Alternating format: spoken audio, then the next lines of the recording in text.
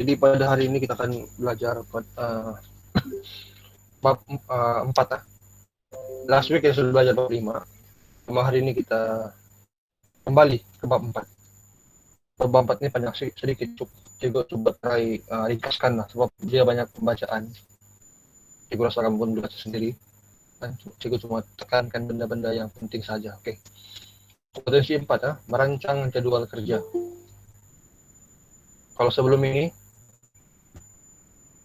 kamu telah belajar pengagihan tugas pekerja.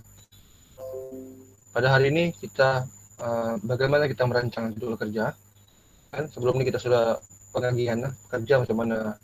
Sekarang jadwal kerja pula. Tugas-tugas itu macam mana kita bagikan. Oke.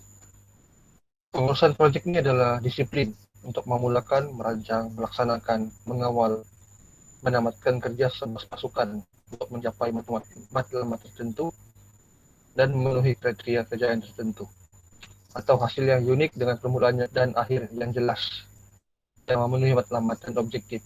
Perancangan merupakan penetapan matlamat terdekat yang mau mencapai pada masa akan datang dan memilih tindakan untuk mencapai matlamat yang telah ditetapkan. Panjang ada ya maksud di sini, cuma saya mau paham. Pengurusan proyek ini adalah kita ingin menguruskan suatu proyek tuh daripada awal, pertengahan sehingga siap, dengan mengambil kira semua skop kerja daripada kecil sehinggalah siapa yang masuk sehinggalah yang besar. Semua kita ambil kira daripada cost, daripada spek, daripada keselamatan, daripada disiplin pekerja, semua kita ambil kira, kesehatan semua. Yang penting kerja siap, semua proyek telah siap dan semua pekerja selamat. Itu yang kita selamat lah. Boleh syaratnya? Oke, nampak. Halo. Boleh? Ya, Cikgu. Boleh ya? Boleh, Cikgu. Oke. Boleh. Oke, sosial. Seorang penyelia yang membangunkan perancangan tetapi tidak berusaha kepada tindakan hanya satu pembaziran masa dan sumber. Rancangan bukan satu proses yang akan berakhir apabila prosedur perancangan itu disetujui. Tugas dan tanggung jawab kerja perlu dilaksanakan dengan baik untuk memastikan kejayaan sebuah serikat pengeluaran. Oke. Ini ibarat kamu lah nih. Penyelia yang dimaksudkan ini adalah kamu. Bila kamu sudah kerja, seharusnya kamu menjadi seorang penyelia. Memang mungkin kamu daripada welder, tapi lama-kelamaan diploma nih, maksudnya kamu seorang penyelia. Kamu tahu macam mana mau handle pekerja kamu. Maksudnya kamu nih bukan paling bos, tapi ada lagi orang di bawah kamu, sama kamu mau membagikan tugas. Kan? Jadi sekiranya kamu tiada bakat jadi penyelia, satu pembaziran. Kenapa? Serikat mau hire kamu, kenapa dia mau upah kamu kerja, tapi kamu tidak boleh jaga kerja kamu. Contohnya sekarang macam di Gerbang Marina, contoh lah, macam si Ali kan, si Ali, si Anap, si Fazrin itu masuk kan, terus dribble dia. Tapi sekarang si Ali dia jadi penyelia sudah. Orang panggil dia macam mandur kan, dia boleh bawa pekerja kan, dia dibagi kepercayaan, tapi tidak kepada si Pais, tidak kepada si Fazrin, tidak kepada si Anap kan. Cuma kenapa bos tuh dipercaya sama si Ali? Dia tengok macam mana disiplin dan juga macam mana dia boleh kawal orang di bawahnya. Orang di bawah tuh boleh dengar cakapnya. Kalau dia pun ikut bermain kan, orang pun tidak respect. Macam mana dia mau jadi ketua kan? Dia mesti boleh handle pekerja di bawahnya. Itulah seorang penyelia kan. Maksud dia bukan paling pandai. Dia tahu kerja tuh, dia tahu handle pekerjanya untuk membuat kerja. Dia yang merancang, pekerjanya yang menjalankan. Oke, boleh kan? Oke, sangat nih, Akrul, Taris, boleh? Boleh. Oke, santai. Boleh juga, boleh. Oke, ini tugas-tugas penyelia. Oke, tugas penyelia, ini kamu lah nih, tugas penyelia timpalan. Oke, penyelia aktiviti fabrikasi, yaitu FITAP. Timpalan dengan kerja pengendalian. Inilah kerja fabrikasi, mengkoordinasi subkontraktor, menyediakan keselamatan, operasi peralatan, memastikan pematuhan prosedur, membantu dalam perancangan dan juga menyalin operasi. Okey, contoh yang cikgu bagi situasi di kilang Yang cikgu dulu di kilang lebih kurang 7 orang pekerja. 7 orang pekerja, jadi 1 orang ketua, 1 orang mandor. Dan pagi-pagi itu berjumpa, jam 7 pagi meeting dulu, meeting. Okey. Apa yang dorang meeting? Dorang tengok buku yang semalam. Buku yang semalam. 7 orang pagi, 7 orang malam. Dorang tengok buku manual semalam. Ada orang komplain? Buku manual semalam orang komplain ada gear rusak, ada ini rusak, ini rusak. Okey. Jadi yang malam tulis, pagi yang buat. Pagi yang buat. Okey. Jadi tengoknya 7 orang. Okey. Andulnya akan bagikan. Okey. Pak Rul sama si Zaris buat ini, Chanu sama Chanu buat ini, Kemal sama si Sazril buat ini. Nah, dia bagi-bagikan. Bila tidak sempat siap, sampai telah petang dah sempat siap kan. Kerja itu akan disambung oleh pekerja yang malam pula. Kalau company yang 24 jam kan, dia akan disambung oleh yang malam. Okay. Dia malam pun ada mandor kan, mandor itu akan bagi juga. Okey. Ini si Anula buat, ini si Eliza buat, ini si Anu buat. Dia akan pengagihan ni maksudnya boleh mandor. Itu dalam kilang. Bila di luar kita panggil penyelia. Dialah yang mengatur. Tapi bukanlah dia mengatur dia relax kan, tidak. Dia pun ada kerja. Dia bagi-bagi orang, dia pun ada terlibat kerja ni. Jadi inilah tugas-tugas dia. Memastikan pematuhan, membantu perancangan, menyalin operasi. Jadi bila kamu masuk kerja, pastikan kamu ada bakat ataupun skill supaya bos nampak kamu boleh handle pekerja. Bila bos nampak kamu cepat naik pangkat, cepat naik. Daripada kamu welding hari-hari, ada bakat untuk handle pekerja, kamu tidak akan ke atas. Kamu di situ saja, fix ya kamu kerja. Kamu tidak akan ada kenaikan macam orang lain. Kan? Okey, seterusnya. Kamu juga boleh mengkoordinasi aktiviti, publikasi. Kamu tahu macam mana menyelesaikan teknikal. Bila kamu bos, kamu kena tahu semua. Kan? Ada orang lain, orang baru masuk, bos ini macam mana mau buat? Kamu kena tahu lah. Kan? Tidak perlu hebat, tapi yang penting tahu. Menyediakan data kuantitatif, bertanggung jawab atas jadwal, bertanggung jawab terhadap disiplin. Pekerja, tengok kalau ada pekerja yang tidak datang kerja, tolong pujuk dia datang kerja. Pekerja yang malas, tolong bagi dia nasihat. Membuat penambahbaikan yang berterusan dalam keselamatan. Ini penting lah, keselamatan. Pastikan semua pakai PPE semua. Pastikan semua mematuhi SOP semua. Okey, terusnya. Okey. Proses perancangan. Perancangan ini dikatakan baik sekiranya merangkumi ciri-ciri berikut, yaitu ada objektif yang jelas. Apa yang kamu mau repair? Kalau kamu datang kan 7 orang, tiba-tiba hari ini kita mau buat ini. Jadi benar objektif. Hari ini sudah siap kan tidak? Sudah siap. Okey, betul lah berhabis kan? Biarlah rehat 2 jam, 1 jam dah rehat. Penting siap. Besok kita boleh buat kerja lain. Begitulah. Ada objektif. Anjal pada sembarang perubahan. Sekiranya ada perubahan, kamu boleh berubah. Kan? Contoh, tiba-tiba hujan.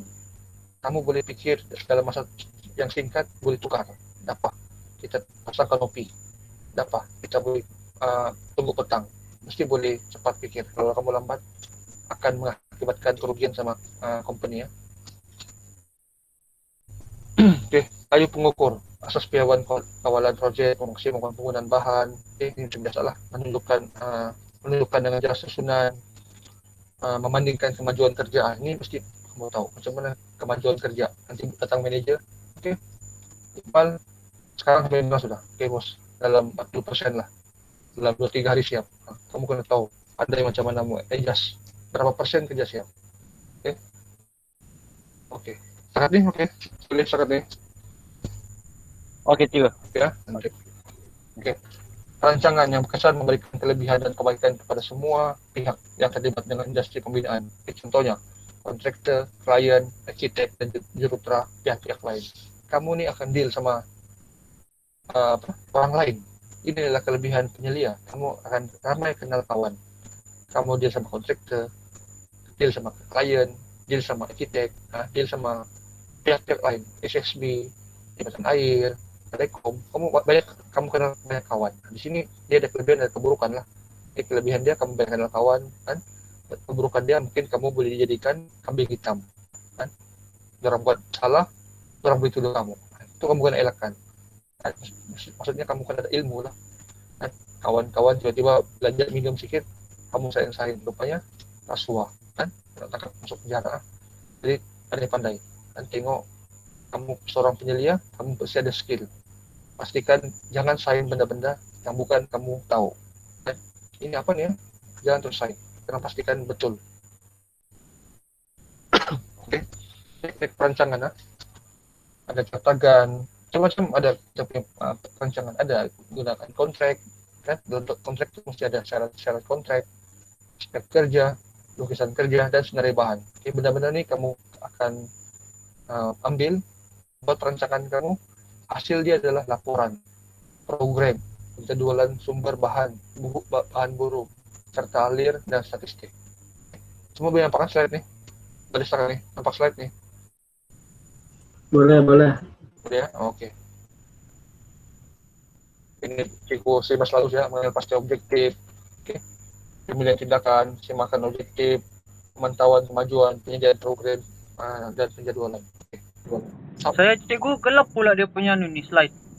Kenapa?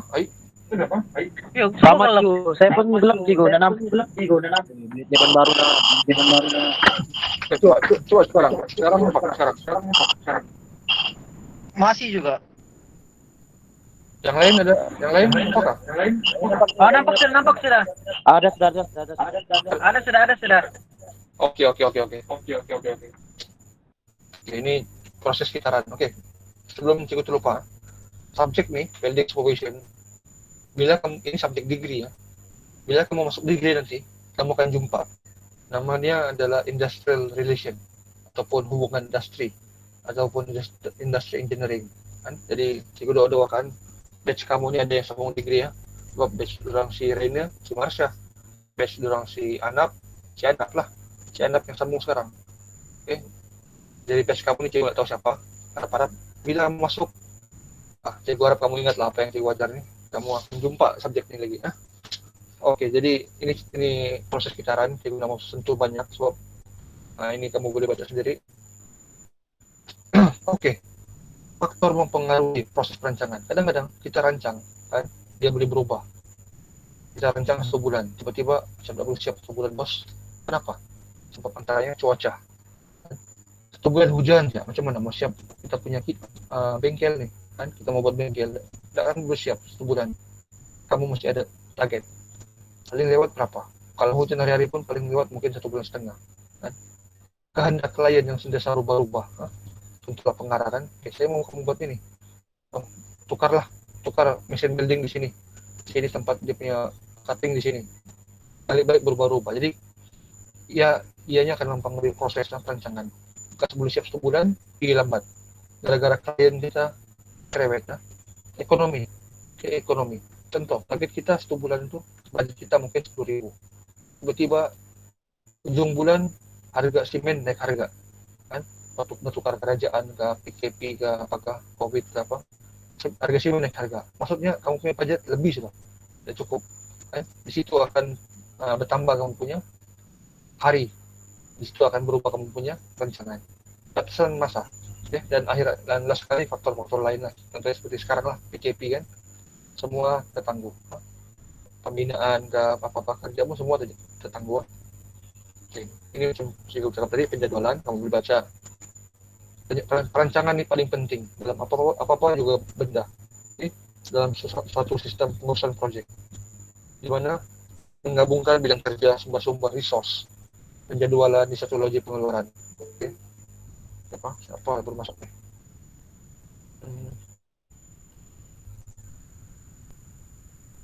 Oke.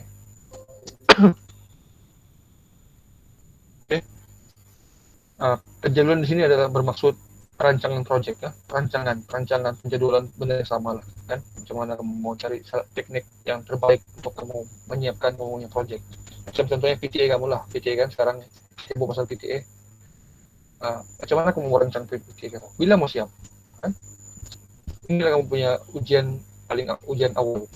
Kamu menentukan kamu punya penjadwalan. Boleh siapkah bulan 12? Bersiap bulan 1?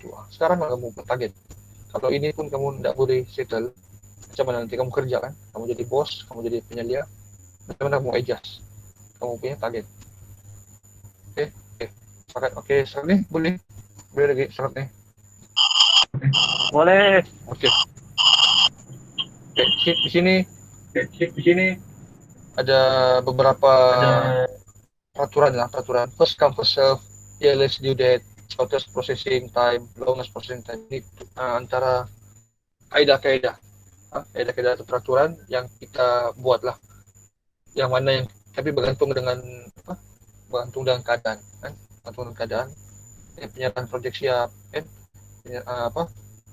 Proses dia, program kerja, tanggung jawab, penyediaan sumber. Contoh lah, kita mau start minggu depan, kita mau buat jalan raya. Jadi kita punya excavator, kita punya kendaraan, semua mesti siap 2-3 hari sebelum. Kalau kamu minggu depan baru mau transit barang, terlambat. Jadi kita akan ada jadwal.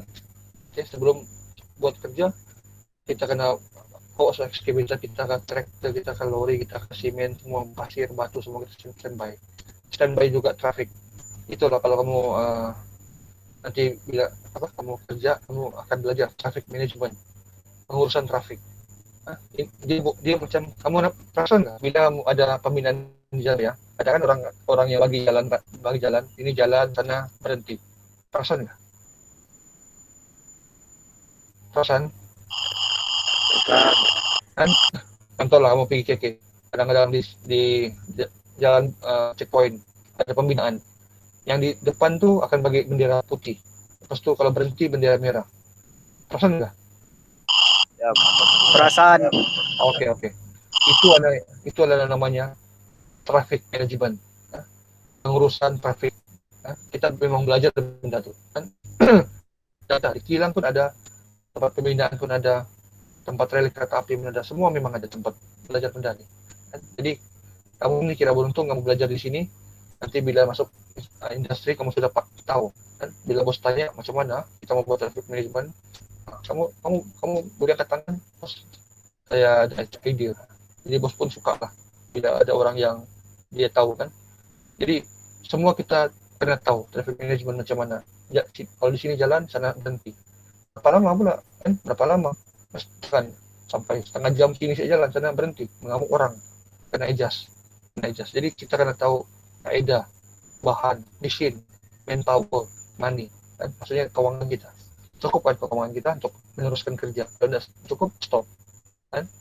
Dan pastikan juga kita punya peraturan semua kita buat ya. Macam cikgu punya keluarga dulu, ada cikgu punya keluarga.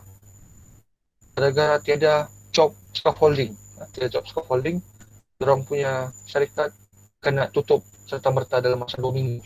Bayangkan 2 minggu berapa banyak kerugian ya. Terpaksa pada kerja terpaksa cuti, so tidak boleh bekerja, tapi gaji jalan. Kerja gara-gara tiada job saja. Jadi datang kerja kena sita, tidak boleh kerja. Contoh macam juga kaki jauh, kamu ambil pekerja, pastikan pekerja yang ada kaki jauh. Kalau ambil sembarang datang CDB, satu pekerja 10.000. Bayangkan kamu ada 5 pekerja, 10 pekerja, sudah berapa ribu kamu kena compound satu hari ya, Jadi kalau kamu kena tangkap lagi hari seterusnya berapa lagi ya? Jadi itu semua kena pastikan, kamu kena tahu semua. Oke. Proses perancangan dan penjadwalan boleh dibagi menjadi 7 peringkat ya. Caranya objektif, activity project, urutan activity, kamu kena tahu, menentukan tempo. Kena tahu tempo setiap activity itu. Dalam 1 bulan ini ada 7 peringkat. Kan? Pastikan semua peringkat itu berjalan dengan lancar. Kalau ada yang terskip, nanti ada masalah di kemudian hari. Sebab ingat, bila proyek sudah siap, dia ada dipanggil VOT, verification of time lah, verification order. Kan? Klien akan datang, bagikan akan datang, akan cek tempat. Tengok, kenapa semen ni ketak nih? Di situ kamu masalah. Bagus, kamu punya kos setakat 50.000, Gara-gara terpaksa kamu membuka resume itu, mencari dari pekerja, sudah untung kamu bekas banyak, untung tinggal sedikit. Gara-gara resume retak saja. Pengiraan activity critical, terdapat masalah dalam pemilihan tindakan dan pemantauan dan pengawalan. Itu dia apa? Proses. Sekarang prinsip. Suatu proyek simpanan atau fabrikasi merupakan satu himpunan kerja atau aktiviti yang perlu dilaksanakan untuk membentuk satu bentuk produk atau struktur yang telah direka bentuk pada peringkat awal. Ini macam tadilah kita proyek fabrikasi ini kita membuat satu produk. Kita buat satu produk bermula dari peringkat awal lah. Bermula daripada kita buat penjadwalan, beli barang, mungkin sampailah kita mengecat, kerja-kerja mengemas di semua dia punya peringkat lah. Walau bagaimanapun seperti disebut melibatkan pengawalan ketiga komponen, yaitu scope, cost dan masa. Jadi ini cost, masa ini memang memainkan peranan penting dengan punya project. Ini dia punya formula dalam merancang plan. Method ada 5M dan 3W. Method. Method mana yang kamu guna ataupun cara? Manpower. Contoh kamu mau setakat buat bengkel atau setakat buat satu tingkat bangunan, akan sampai 50 pekerja kan, mungkin 5 pekerja sudah cukup kan, 5 pekerja sudah cukup. Mesin macam mana, mau beli berapa mesin, 5 pekerja tekan 5 mesin, 3 mesin pun sudah cukup kan, 3 mesin. Bahan-bahan macam mana, kawangan kenal pasti, satu bangunan cari satu tingkat berapa dia punya cost kan. Karena satu tingkat kamu mau cas sampai 50.000 kan, sampai dah berbalo ya, dia akan sampai 20 hingga 30.000 saja. Dan juga karena pasti formula 3 dia beli rancang kan, siapa, apa dan bila. Siapa kita punya klien kan, apa kita punya barang-barang, bila siap.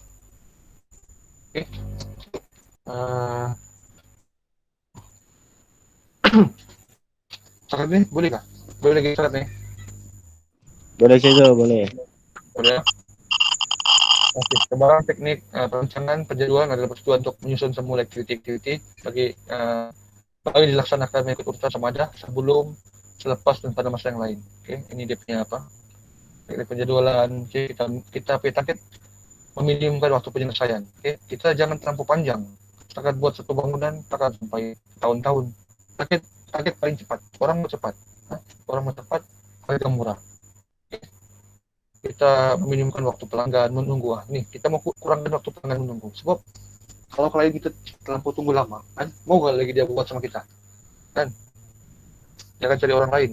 Kan contoh, si Jaris buat rumahku sekejap siap. Tak sampai 2 minggu siap. Hasil pun cantik. Kau merasa orang lain minta buat sama si Jaris lah ya? Ya. Betul kan?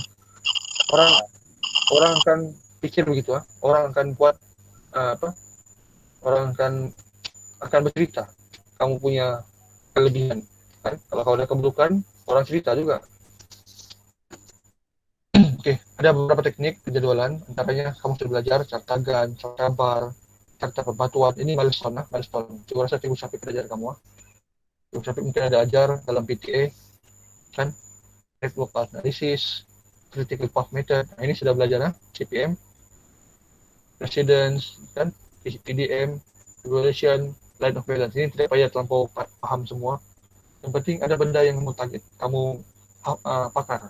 Contohnya CPM cukuplah. Tahu CPM, tahu cartagan sudah cukup. Cartagan, apa maksud cartagan? Ini guna ulas panjang. Dan cartagan ada jangka masa kan, waktu cuti. Ada hari, minggu kan. Kelebihan menggunakan cartagan ni macam mana kan, dia ada gambaran mengenai projek. Merupakan alat komunikasi yang baik. Kamu tunjuk cartagan sama orang, tak payah kamu buat essay panjang-panjang, orang boleh faham. Cartagan contoh, cartagan durasi sapi 1 tahun siap, orang nampak, oh bulan 11 mau siap sudah, bulan 12 siap. Bila dia mau beli barang, oh bulan 1 dia beli barang, bulan 3 dia start kerja, bulan 5 dia start publikasi, bulan 7 dia cat, bulan 8 siap. Begitulah, nampak. Tengok cartagan orang nampak, faham. Okay? Kelemahan dia memang ada benda bagus, ada benda lemah. Size yang hard, kan? Kalau 1 tahun, kalau 10 tahun, macam mana dia make cartagan? Kan? Tak sampai dia cukup satu kertas, memang banyak. Jadi itu dia punya kelemahan lah. Kan? Tidak menunjukkan perkara kritikal. Kan? Kalau kamu tengok CPM, critical pop method, kamu akan nampak mana yang kritikal. Tapi bila guna cartagan, kamu nampak semua sama ya. Betul kah? Ada boleh komen nggak? Apa beza cartagan sama CPM? Hello. CPM itu cikgu sesuai untuk project yang kecil ya, skala kecil. Betul. Betul lah. Cartagan ni dia untuk projek besar. Tapi cartagan tak nampak. Kamu nak nampak mana yang kritikal. Kalau CPM kamu nampak kan? Kamu nampak mana yang kritikal. Di situlah kita mau target banyakkan pekerja sana. Kan? Okey. Seterusnya jadwal pengeluaran induk ini tidak perlu terlampau kamu boleh baca sendiri. Okey. Pengeluaran induk ni memberi maklumat utama, kan, skop kerja semua. Inilah contohnya. Syarikat ada minggu-minggu, kan, produk bila kamu siap. Kalau ini, kalau kita ada jadual ni senang, kan, produk kita mau produk banyak siap pada pada Januari. Kita banyakkanlah pekerja kita pada Januari. Bila Februari kurang produk, kita kurangkan pekerja kita, kan? Jadi jangan pakai pekerja tetap, pakai pekerja kontrak. Boleh kan? Contohnya kita, cikgu mau ambil satu semua 2,000 WM sebagai kontrak. Bulan 1 semua kerja. Bulan 2 kita kurangkan. Cikgu mau pakai 7 saja, 3 orang kasih rehat. Bulan Mac banyak kerja lagi, ambil 3 orang. Itu tekniknya, teknik supaya syarikat banyak untung. Bila kamu jenis lamsam, semua kontrak, semua tetap, itu masalahnya. Bila bulan 2 maintenance, bulan 2 tidak kontrak. Semua pekerja rehat, jadi jalan, kamu yang rugi, kan? Coba kamu pasang nggak di Facebook jabatan kosong, kontrak, pasang nggak? Kan? Jabatan kosong, tetap, jabatan kosong, kontrak, pasang nggak? Hello.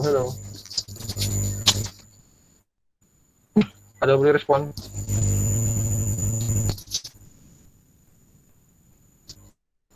Hello. Sunyi je ni.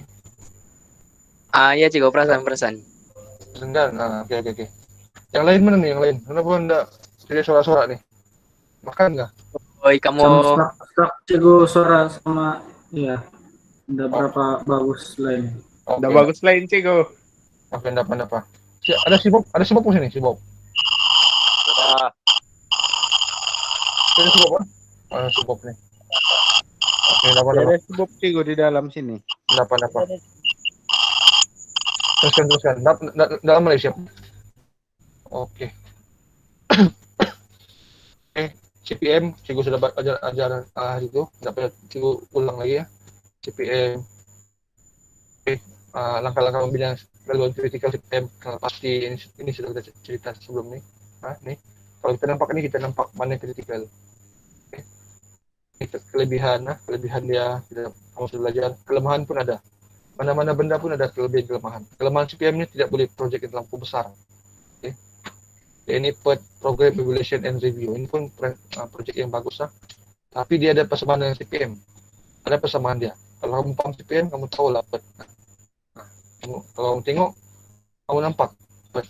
Cuma PET ni dia kasih jadual lagi di bawah. Kan? Dia bahasa Melayu dia rangkaian. Kan? Kamu nampak produk yang diperlukan 2 hari, 5 hari. Di sini kamu tambah berapa hari cukup dia punya total hari. Cuma lebih baik CPM lah daripada PET ni. PET ni dia ada susah sedikit. Langkah-langkah PET yang boleh baca sendiri. PET macam mana. Ini milestone. Cikgu rasa cikgu Syafiq akan ajar kamu. Milestone ni macam mana kita mau. Ini milestone senang. Kamu tengok gambar ni. Kamu target. Bila mau siap. Macam cartagan. Tapi dia main poin-poin. Kan? Januari, Februari, March, apa aktiviti checkpoint 1 Mei, checkpoint 2 Julai, checkpoint 3 Ogos, pembungkusan selesai. Inilah cerita dia. Kan? Jadi bila di PTA kamu, dan semestinya kamu guna certakan. Kalau kamu mau buat kelainan kan, Cikgu Syafiq, saya mau ubah, saya nak mau guna certakan, saya mau guna milestone. Itu boleh juga sebagai tambahan lah. Kan? Sebab certakan paling cantik, kan? Paling cantik. Jadi kamu ada certakan, tambah lagi milestone, lagi cantik. Ataupun kalau mau hebat lagi, tambah lagi CPM. Jadi ini cabaran kepada kamu lah. Jadi biar Cikgu Syafiq nampak, di BM kali ini ada perubahan. Tidaklah selama ini ikut certakan. Kan? Kali ini kita ubah sedikit, tambah milestone kah, mau guna PET kah, guna CPM kah, terpulang sama kamu, mana yang kamu pakar dan paham lah. Oke, rasanya mau habis ini. Kita pengiraan kos sumber kan, penghasilan suatu produk melibatkan proses yang dinamakan pengiraan kos. Apapun benda pun semua balik kepada kos kan. Kita mau untung kan, kita mau untung. Bila kita bekerja kita mau untung. Jadi kurangkan pekerja, pastikan pekerja atau kompeten. So bila pekerja tidak kompeten, contohlah, orang kerja offshore kan, kalau dia mau ambil kamu sekarang, dia mau ambil Spakrul di Shopee, kamu tidak bosit, kan? Bagus dia cari orang lain yang ada bosit.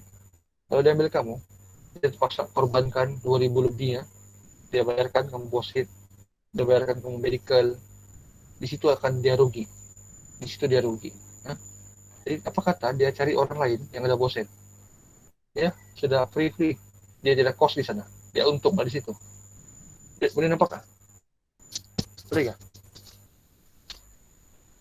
Boleh? Ya, sudah. Boleh kan? Paham kan? Maksudnya company ini, dia ada company yang merugi ya. Company semua mau untung. Dia cari cara macam mana dia boleh dapatkan duit tanpa mengambil pekerja yang dia bagi kursus lagi. Jadi bila kamu ada kelebihan, kalau kamu ada kelebihan duit sedikit, ambillah boset, kan? Ambil boset. Jadi company nampak kamu. Si Pak Nurul ada boset. Dia boleh terus ambil tanpa dia pikir tentang kursus lagi. Kalau contoh dia ambil Shopee, tidak boset. Di situ dia rugi. Paksa dia upari ya. Di sini kadar perolehan, ada pemilikan penuh, penyewaan, pemilikan. Nah, ini juga cost logik. Logik kah? Kamu mau berjalan raya, kamu beli excavator, kan rugilah kan? Apa kata kamu pinjam saja ataupun kamu sewa? Mungkin 1 hari 1.000, tak apalah. Sewa mungkin 3 hari. 3 hari pastikan siap buat berlubangkan jalan, bayar 3.000 sudah tak selesai. Daripada kamu beli excavator harganya beratus ribu atau puluh ribu, kamu berapa banyak kamu rugi kan? Saya bijaklah mana yang kamu sewa, mana yang kamu beli kan? Mana yang kamu pinjam, mana yang kamu sewa, mana yang kamu beli. Kadar gaji buruh ini kamu akan belajar berapa gaji seorang pekerja kan? Pekerja ini dia ada akta pekerja, akta orang muda, akta buruh kan? Seorang boleh bekerja 8 jam saja, termasuk 1 jam rehat kan tengah hari kan? Kalau lebih 8 jam dia dikira OT. Macam kamu juga, bila kamu OJT nanti, kamu OJT ya, kerja kamu 8 jam saja kan? Jadi bila diminta lebih itu kan, minta lebih, kamu boleh agio dia, bukan kamu bergaduh, kamu boleh agio. Bos, saya punya kerja ni 8 jam saja, apa lebih ni ya? Dia boleh bagi kamu kerja lebih sekiranya dia bagi kamu OT. Macam begitu juga bila kamu kerja kan di kilang, kamu kerja di kilang, kerja 8 hingga 5, tiba-tiba malam disuruh datang kan? Kamu ada hak untuk untuk tidak mau datang sebab malam, kecuali kamu dibagi OT. Boleh ke setakat nih? Kalau contohnya mau dia bagi OT tapi nggak mau pergi juga, boleh kah? Bergantung dengan kamu punya Kerja. bukan kerja, kamu punya perjanjian kontrak. Oh. Itulah cikgu selalu marah dengan yang orang si anak ni kan. Sekarang orang banyak kerja, orang anak Solihin, si Ali, tapi satu orang pun tidak surat tawaran kerja. Jadi itulah cikgu pun, baik-baik para orang, kamu kerja kosong-kosong, tidak surat. Bila tidak surat, kan company tidak payah bayar KWSP. Nampakkah? Company tidak payah bayar KWSP, company tidak payah bayar sokso. Maksudnya serikat untung. Ini yang serikat suka. Dia mau cari pekerja yang tidak payah bayar KWSP. Contoh, palis-palis lah, solehin bekerja, palis-palis lah, tidak minta kemalangan. Company boleh tarik diri, kan? Saya tidak tahu, ini bukan saya bekerja, tidak bukti bekerja saya. Kalau datang di KKP ke polis kah, betul, langsung tidak surat, kan? Jadi cikgu sudah ceramah orang, cikgu harap kamu nih, bila kamu kerja, pastikan ada surat, kan? Pastikan ada surat, hitam putih, kerja berapa jam, kan? Macam soal elementary bagus, kan? Ada hitam putih. Kalau di sana bilang 8 jam lah. Jadi kamu lah, kalau kamu mau dapat duit lebih, dia bilang datang malam-malam ada OT, nanti kamu lah. Tapi kalau dalam kamu punya surat tuh tidak pun dinyatakan, kan? Jadi dinyatakan kamu ada hak untuk menolak. Boleh, Elvin? Boleh cikgu, boleh. Ya, oke. Ini kalau kita cerita soal akta ini memang banyak lah, kan? Surat, pastikan kamu ada sokso. Sokso nih kelebihan kepada kamu, pastikan kamu kena carum sokso 2 tahun. Itulah cikgu tidak suka pelajar-pelajar kita kerja 3 bulan berhenti, 3 bulan berhenti, 3 bulan berhenti. Jangan gitu. Bila kamu kerja, company ada potong kamu sokso, kan? Company ada potong kamu sokso, pastikan kamu kerja selama 2 tahun minimum. 2 tahun minimum. Kamu bertahan lah, kamu nak mati karena marah, bertahan 2 tahun. Kenapa cikgu cakap 2 tahun? Ya? Bila sokso kamu 2 tahun penuh kena carum, palis-palis bila kamu palis-palis lah meninggal atau apa, kamu dapat pensiun separuh daripada kamu punya gaji terakhir. Boleh paham nggak? Boleh nggak? Halo. Boleh cikgu, boleh.